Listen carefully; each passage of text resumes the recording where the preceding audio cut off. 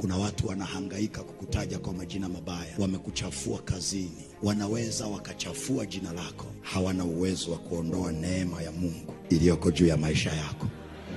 Wanaweza kukuchafua kwa bosi wako, ila hawana uwezo wa kukuondolea neema. Na kama Mungu angeruhusu wanaochafua majina yetu waondoe na neema, kuna watu tusingekuwa hapa. Mke wa Potifa alihangaika kuchafua jina la Yusufu, mbakaji, ila ambacho Mungu hakuruhusu ni kuondoa neema iliyokuwa juu ya Yusufu. Hata kama wamechafua jina lako, maadama wajaondoa neema iliyoko juu yako, neema italisafisha tena jina lako.